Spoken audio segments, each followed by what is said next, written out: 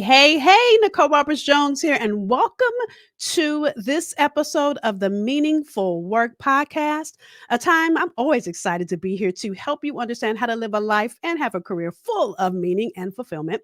Now, this conversation today is one that I think so many people are going through, and I want you to get your pen and paper because this woman right here goes in.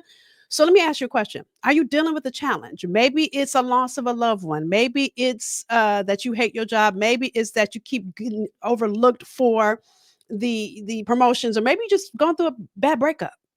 Whatever that is, I wonder if you realize that your ability to bounce back despite a challenge will make a difference in your ability to have meaningful work.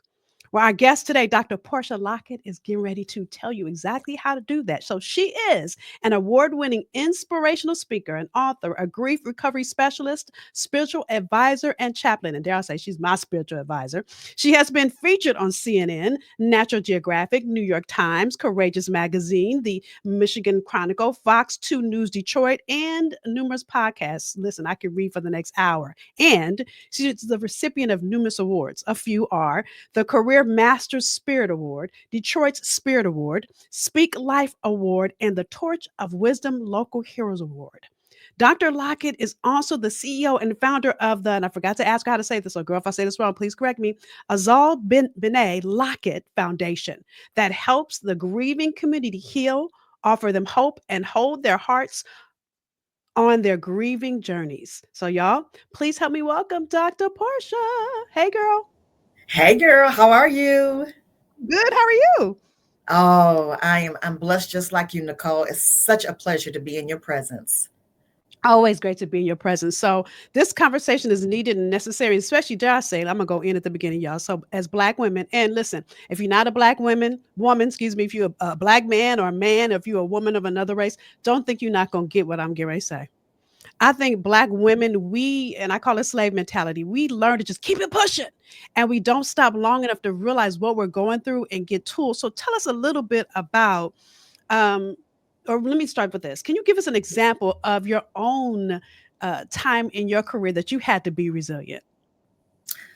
Every day. I'm just going to say every day because, the intention is in my role as a spiritual advisor, as a grief recovery method specialist, as a chaplain for a local hospital. I have to be intentional about how I show up every day. So as I'm supporting individuals, from all walks of life, all levels of life through their grieving journey, I have to make sure that my spirit is in the right place. So if I come in, with a negative spirit, or I come in with all of my issues, tearing me down, then I can't do the work that I have been purposed to do and called to do that day to help that family, to help that worker, to help the administrator, to help those people who are going through that grieving journey. And knowing that grieving is not just about the loss of a loved one or someone that you care about or a dear friend. It's the loss of period. There's 40 different ways that one can grieve. So I never know ahead of time who God is going to place on my path. But what I intend to do every day is to ask God to guide my steps so that whoever crosses my path, that I will be able to assist them and guide them on their next level of their healing journey. So I have to stay in this space of being resilient. Whatever has happened, being in a position where I can just pop back and just go to that word and take time out to meditate so I can stay in that resilient flow to be able to help others. So good, so good. And I love that you said every day, because there are moments in every day that somebody can work on your last nerve and you got to be resilient from that, right? Right. I remember a time, I didn't know I was going to share this story, but I remember when I had already started my business and I was working a job, and I used to call that job my investor because I realized it was investing in me being able to eat and pay my light bill and my Wi-Fi while I was building my business. But my boss used to get on my nerve. I mean, like every day, y'all, every single day. Mhm. And I realize now talking to you is that I had to learn to be resilient, meaning that I had to learn to keep myself calm, to look Mhm. past how much of a fool he was acting because I needed that paycheck. Hello. And Right. I had to really understand my why in that moment every day to get past that. And can I tell you, the cherry on top of this pie is that he got it fired. Hello. Mhm. And the boss that came in said, "Nicole, I know you have your own business. You just tell me how you want to work your job, girl." And it's only that only Favor. happened, but that only happened because I know God Whoa. gave me that favor because I was resilient and because I didn't give up, because I didn't cuss him out like I wanted to. If I'm gonna keep it real, y'all. Yes, I'm a Jesus girl, and I Right. still have that feeling inside of me. So, can you give us how can trying to think how to word this when we are personally going through our own moments of Mhm. loss? Mhm. Maybe somebody's lost their mind, if you lost a loved one, or you lost something in between. Mhm. What are some strategies that we can begin to employ to really help us get that bounce back, that resilience muscle working? Sure. The first thing we want to do is be able to acknowledge the space that we're in, because so many times, as you said, as African American women, we're expected to put this mask on top of the mask, on top of the mask, and act like everything is just okay every day and all is well. God is good all the time, and everything is good. So we go through all that, right? But when we take that mask off and just really accept the space that we're in, and accept the fact that there's no way that I can begin to heal if I don't deal with the situation that I'm dealing with. So that means I've got to take a step back. I got to take a look at the big picture, at my life, and say, for example, if I'm going through something, in a relationship, and my home life is not where I desire it to be, or I'm experiencing some emotional distress, or all sorts of things that happen in the household, but I'm expected to come in and because I've got a team that's looking at me every day, right? And so when I'm at home, I got to be able to have those crucial conversations at home, and also those crucial conversations in the workplace.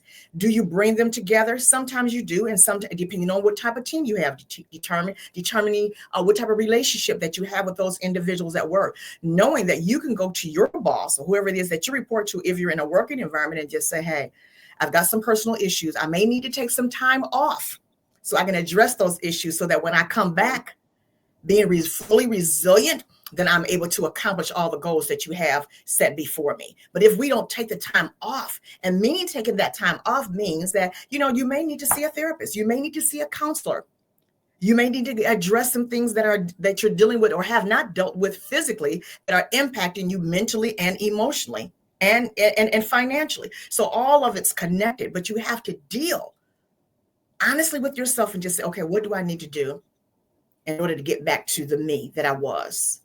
And it Right. means pulling back and taking that time off to help yourself deal with you, so that you can be the best you. And I love that you said you can't deal, you can't heal if you Right? don't deal. Let me say it one more time because I messed Absolutely. it up the first time. You can't heal if you don't deal. And Mhm. and going back to my first statement, we as Black women, that slave mentality, because I didn't finish my sentence. I got excited talking to Mhm. you, right? And didn't Mhm. finish my sentence. Listen, I believe slave mentality said that we don't deal with things. We just keep it pushing. Mhm. Oh, so and so just got sold, and we gonna keep it pushing. That became, oh, I got overlooked for a promotion, or oh, my man is cheating on me. So we don't deal with it. Mhm. We act Mhm. like it's not there, and then it becomes. I hate to use this for an example, but it becomes like a cancer, and it spreads, It's and it gets absolutely. worse and worse when we don't deal Mhm. with it. Mhm. So, what are some of the things that we can do to deal with the things that we need to heal? Okay. Well, as I mentioned before, finding a good therapist, someone that you can truly trust and who is relatable to you, because every therapist has their area of specialty, right? And so if you're going to see someone who only deals with emotional stress and relationships, but you're dealing with the loss of a loved one, they can give you some good tips, but they may not be relatable. Sometimes it takes actually 3 times sitting down with someone in order to figure out if it's a good fit. And when you fit, it's just like a good pair of shoes. Like, oh, this feels good. I can talk to this sister. I can talk to this brother about the issues that I'm dealing with this particular time. And once you start the therapy and just stick with it, don't just say, you know what, I'm only going to call this person when something is going wrong. You want to continue to have that person available to you once a month, because there's times when things just just happen. Life just happens. Like right now, all the things that the individuals that are experiencing working for the federal government, people who are working for the IRS, all these things that are just surfacing now because of the times that we're living in, guess what? These individuals are going through a grief experience that they never anticipated happening in their lives. Yeah. Can you imagine finding out in two or 3 days that you have a choice whether or not I'm going to stick around to see if I'm going to get fired, or making a decision today whether or not I'm going to retire? Wait a minute, I've got kids in school. I'm taking care of my mother. I'm taking care of my father. I'm that source of income for so many people in my family and in my circle. And so I'm about to lose my mind. But what do I do? How can I backtrack and take care of me? So that means, again, pausing, doing things, if you can, during this time, and it's hard, that bring you joy, being intentional about finding something that's going to bring you joy. So what brings you joy? So for me personally, I love sitting down and just listening to music. I love going to get massages. I am really right now enjoying sound therapy.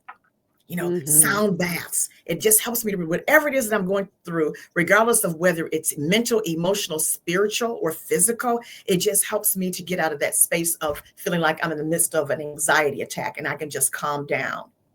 Finding a group of individuals who are like-minded, where you can sit around, start your own sister circle where you can just come and deal with whatever it is that you need to be healed from, but keeping it real. And having that circle where you can just be open and honest about what you're experiencing, because I guarantee you, when you have these crucial conversations with individuals that are like-minded, you're going to find that you're not alone. And once you discover that I'm not the only one going through this. I'm not the only one that's going through admitting a toxic relationship. I'm not the only one that has been through bankruptcy and a foreclosure and unemployed. I'm not the only one trying to figure out how I'm going to pay this bill so that I don't get put out. All these different things that we experience. Yeah. And we take on this, like I said, this whole mask up, this whole facade, like everything is good. And it's not. And it's okay to say, I'm not okay, but I want to get back to being okay. Okay. Hello. Okay. So now you added another acronym. Sorry, y'all, my allergies are acting up. So listen, you said you can't heal if you don't deal. And now I'm gonna add to that, but you got to keep it real, right? You gotta keep it real. We got a rap song at the end, right? Keep it real. Yeah. Right. But here's the thing that's so interesting, y'all, is that we put on, like you said, these masks, this facade, like everything is okay. So it's like, how do we get past the mask? How do we fight past perception and wanting to be in the in crowd and wanting to be liked and all the things that would keep us in the shoulds instead of dealing with what's real? Mm-hmm. And I hate to say it like this, but it's almost like you have to put on this, I don't give a care. I got to take care of myself. I don't care what anybody thinks about what's going on with me, because only the person that knows what's going on really with me is me. Yeah. And so sometimes we have to just shut down social media, because social media will have you all balled up and just in a tizzy trying to keep up with everybody that's on social media. And I say this all the time. There are so many people. I say this to young folks all the time specifically. I tell them that everything that you see on social media, on TV, or whatever the situation may be, is not necessarily all the truth. You can rent everything. You can rent a house, you can rent a car, you can rent a boat, you can rent a wardrobe, you can rent all these things to make it look as if you're living this lavish lifestyle. But in reality, there may be individuals who are living from paycheck to paycheck, like so many of us in America are living.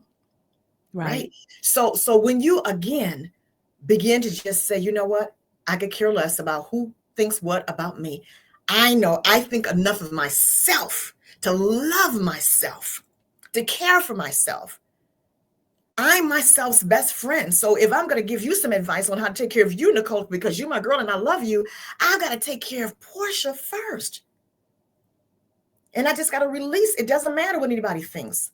I know what I need. It's between me and God. God, help me. You said, if in all of my ways I acknowledge you, you're going to direct my path. So, God, I need some help. Ooh, come on, girls. That nobody else can give me but you. Don't make me start running around in here. So listen, the thing that's so interesting is, when I want to treat myself, I'm going to go to Mhm. the finest dining restaurant and only eat the best steak Mhm. or the best when I'm having a cheat meal or the Mhm. best salmon or the best. But why don't we feed ourselves mentally in the same way? If Yes. I'm going to spend all this money at a restaurant on the 100 to $300 bottle of wine, if I'm really balling that day, if I feel like a Mhm. baller that day, right? And I do that, y'all. I treat myself. Why don't I also invest in the same way on making sure that I inside Mhm. mentally Mhm. feel Mhm. are Yes. in alignment? Mhm. I think Mhm. I think we just have it so wrong as a country because so many of us don't focus on. Listen, when I started going through menopause, baby, the trainer I was working, I loved her, but it wasn't working because she didn't understand my menopause body. So this new trainer, who Mhm. I don't really like him now, I'm gonna be honest, because he has me doing stuff I don't like, but I like I like the result, right? Yes. But the Yes. point is, if I want something bad enough, I'm gonna invest in it. That's So, right. how do we shift our mindset to begin to understand the importance of investing in our mental health? That is so important because you're absolutely right.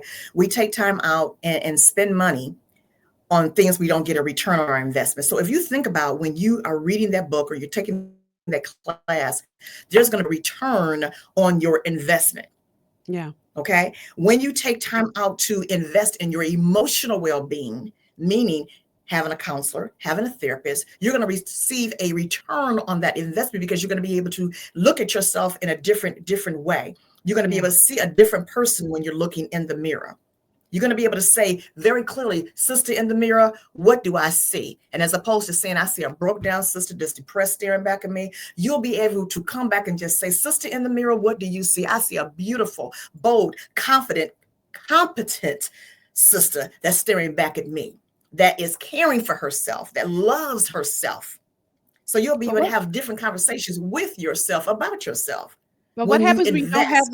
you don't have the energy or you don't have the self-worth to even see yourself in that way? What happens You got, when you're on the edge of, dare I say, suicide? And I'm saying this because Mhm. somebody out there listening might need Yeah. this message right Yeah. now because you don't see your worth. You don't see how you can.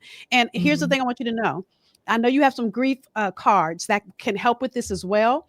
So Mhm. pour into, if you could give her 2 or 3 things that she could do, if you want to go into talking about your grief cards, if you want to do both, Yeah. because these, listen, she created these cards as a tool, you guys, to help. Mhm. So tell that Yes. woman that is out there that's listening that is on the edge Mhm. and feels like she can't make it. Well, let me first of all say you have everything in you to make it, even if it's just something the side of a mustard seed. You've got that faith. Go and find that person, that therapist that will be able to hold your hand and guide you. And even if it means you've got to talk to that person every single day, there are groups that are out there. National Association of Mental Institutions, I do believe it's NAMI. Mhm. And you can go to that organization and they specialize in helping people deal with suicidal thoughts. Here in the Detroit area, we have an organization called Detroit Wayne Integrated Health Network. And all they do is specialize with individuals who are substance abusers, who are also thinking or have attempted suicide.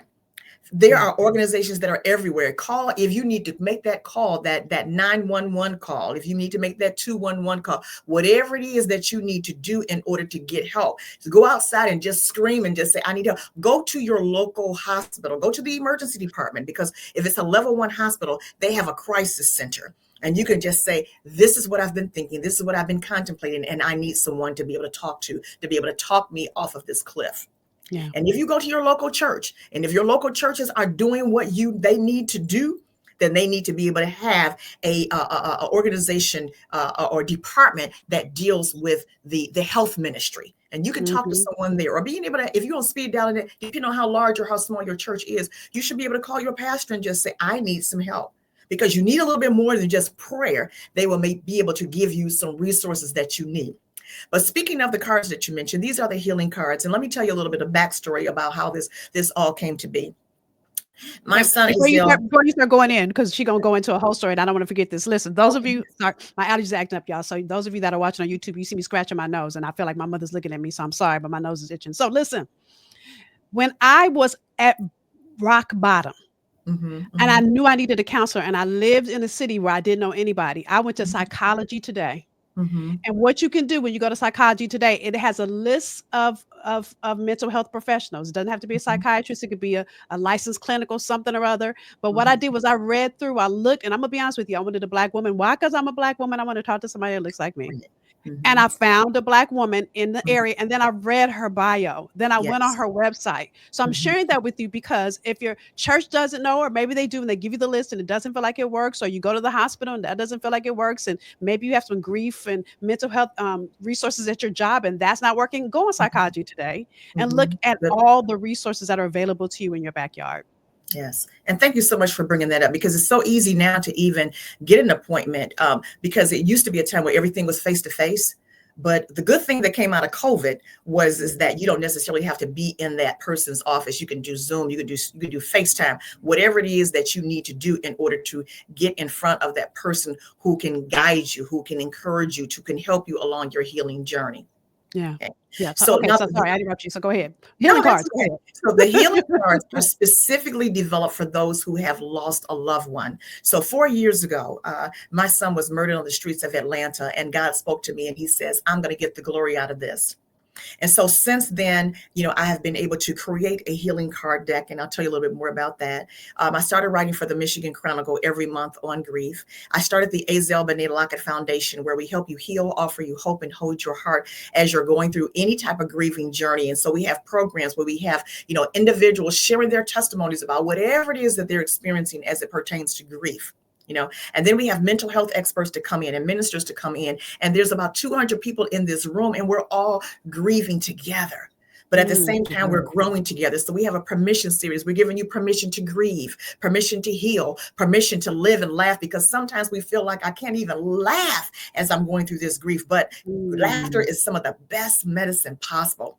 Then permission to love again, because sometimes we forget how to love ourselves because no longer in this relationship, that person is no longer here for me to love on. So let's start out by loving myself. Permission to move forward. So I started off here in this journey and I felt like I just couldn't give up. I was going to give up and I couldn't get up because I just didn't want to. I just didn't feel like I had the capacity in order to do that. So how do we Right. move forward? And at the very end, permission to celebrate. How do I celebrate my accomplishment? That I went from Mm. the beginning phase of grief to now at this phase. And grief is a journey. It's not something that you're going to wake up and just, oh, I'm done, I'm healed.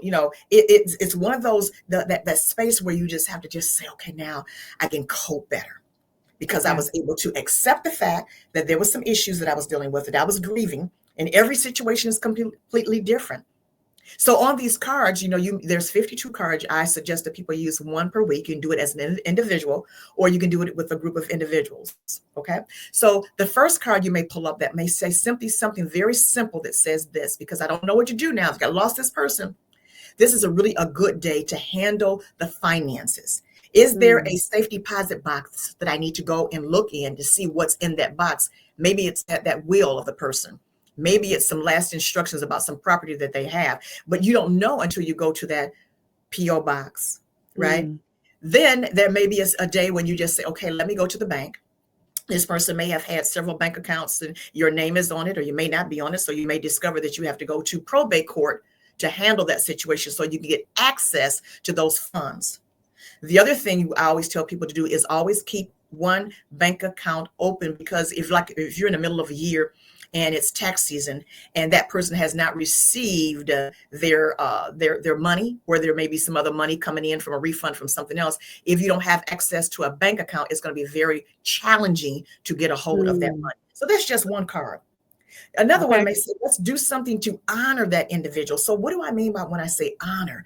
Doing something that actually represents the life that they led. So if they were a school teacher, you maybe want to consider going back into the school systems and reading once a month to a group of students, right?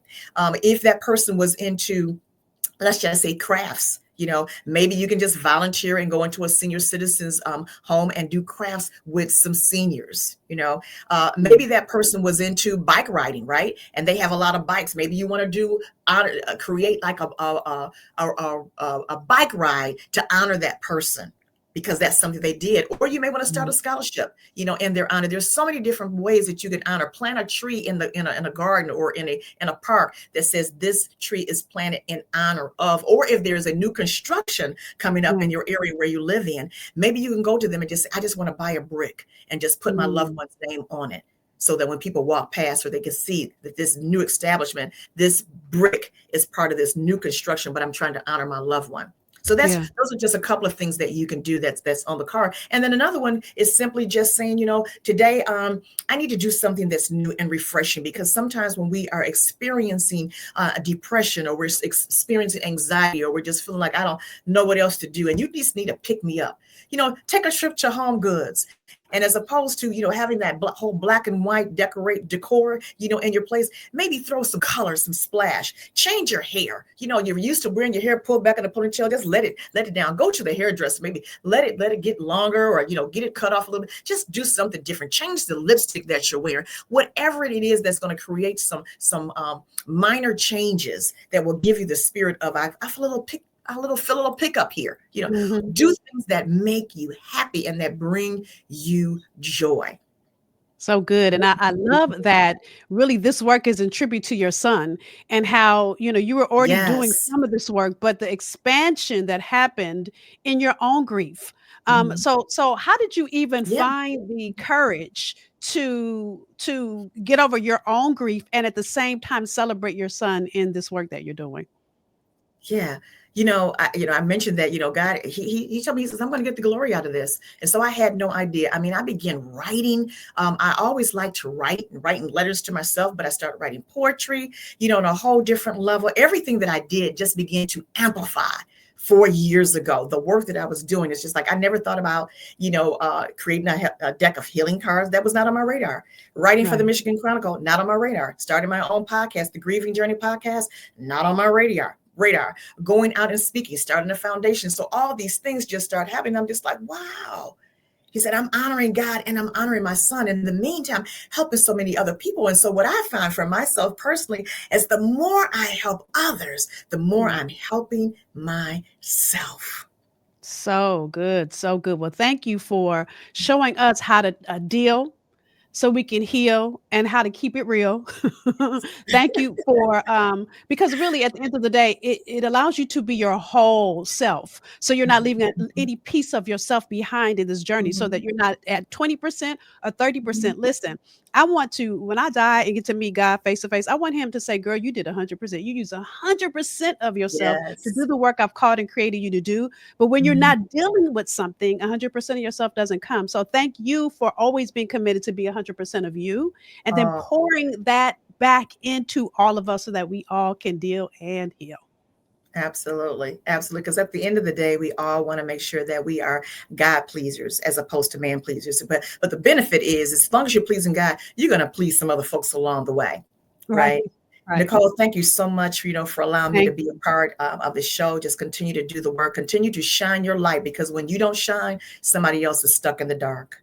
Woo, come on, girl. I dropped the mic and she's leaving out. Thank you, girl. I appreciate you. So listen, I'll put in the show notes her healing cards. If you or a loved one is dealing with loss, these cards are a must for you. So Dr. Portia's left so many gems. So one, are you in the middle of a place where you're healing? Tell us, write in the notes. I want to hear from you where you are in your journey. If she gave you some aha moments, maybe you didn't even realize that you needed time to deal or heal, right? Um, please put it in the notes, because listen, we're here for you. And so I want to hear from you. Also, share. You don't know who in your community is dealing with grief right now, that's dealing with a loss, that this episode will make a phenomenal difference in their life. So, with that said, thank you for joining us for this episode. I'll see you soon. Bye, y'all.